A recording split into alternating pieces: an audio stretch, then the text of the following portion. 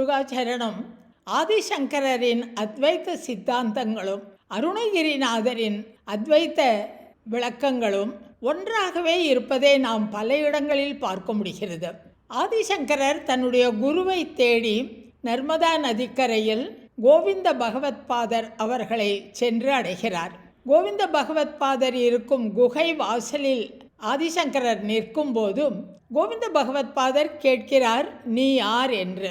அப்பொழுது ஆதிசங்கரர் நிர்வாண ஷட்கம் எனப்படும் 6 ஸ்லோகங்களை சொல்கிறார்.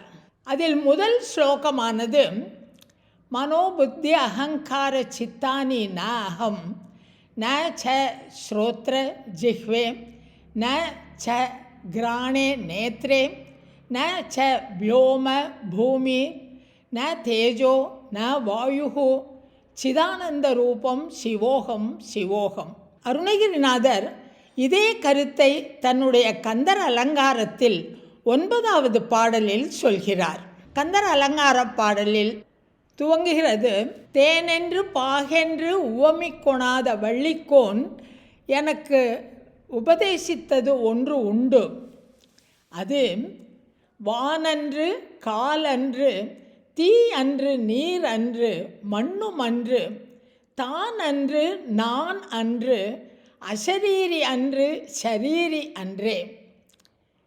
நிர்வாண ஷட்கத்தில் சொல்கிறார் ஆதிசங்கரர், ந வியோமா ந பூமி ந தேஜோ ந வாயு, நான் அக்னி இல்லை, நான் ஆகாசம் இல்லை, நான் பூமி இல்லை, நான் வாயு இல்லை.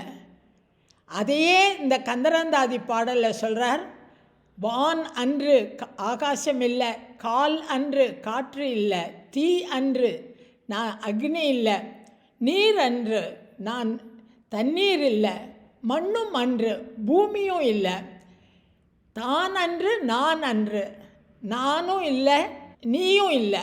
அதாவது யான் எனது என்ற அற்ற இடமே மோன பரானந்தம் சொல்கிறார் இல்லையா, அதை தான் ஆதிசங்கரர் சொல்கிறார், சிவோகம் சிவோகம், சிதானந்த ரூபம் அதுவே சிவோகம் அப்படிங்கிறார்.